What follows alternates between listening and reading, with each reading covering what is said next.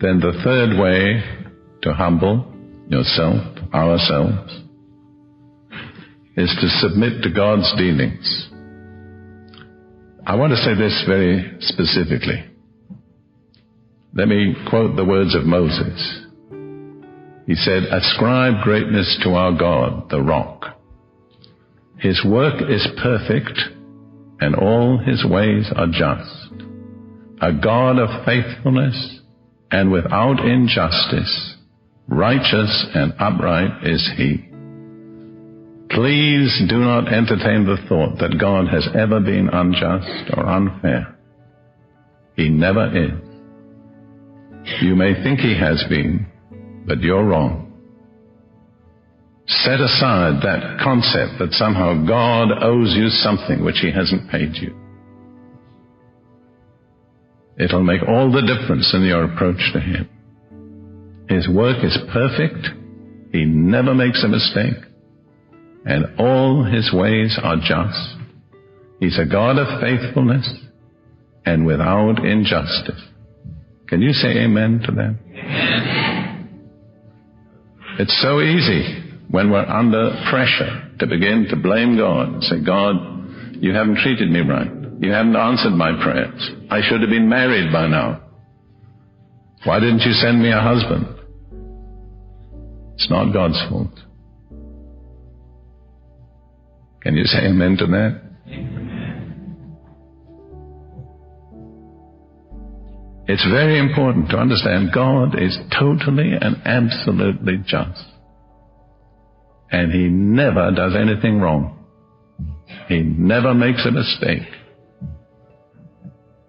You see, all of us in the Christian life will come to periods when things seem to be going wrong. Things don't work out the way we feel they should. Maybe we're short of money. Our friends have let us down. The things we were expecting haven't worked out. And what do we do? How do we respond? Peter says in 1 Peter chapter 5, verse 6, "Therefore, humble yourselves under the mighty hand of God, that he may exalt you in due time." So things are not going the way you expect. What do? You humble yourself. You say, "God, I don't understand what's going on, but I know you're perfectly just. You never make a mistake. What you're doing is right. I submit to your dealings. Teach me what I don't know. Help me to learn what I need to learn. I'm willing to learn." See, God dealt that way with Israel when he brought them out of Egypt. He permitted them to go through things which were designed to humble them. I'll just read 2 verses from Deuteronomy 8, verses 2 and 3. Moses said to them, in retrospect, after they had finished their journey through the wilderness, "You shall remember that the Lord your God led you all the way these 40 years in the wilderness, to humble you and test you, to know what was in your heart, whether you would keep his commandments or not. So he humbled you, allowed you to hunger, and fed you with manna, which you did not know, nor did your fathers know." So how did he humble them? By allowing them to go through times of apparent need and insufficiency. And when their main carnal desires were not being satisfied. Why did he do it? What was his purpose? To humble them.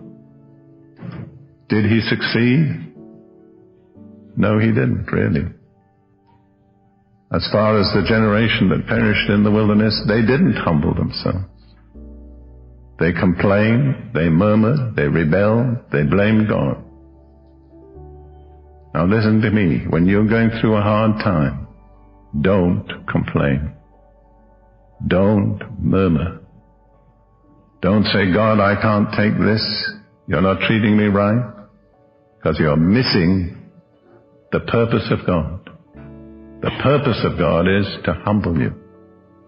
If you will humble yourself, then God's purposes will be fulfilled. I remember the first time that God specifically spoke to my first wife, Lydia, and me. We had to leave Israel. We came as refugees to our own country, my own country, Britain. We were without a home. We had a family of 8 girls, and they were split up in different homes. And we were miserable. And God spoke prophetically and said, humble yourselves under the mighty hand of God.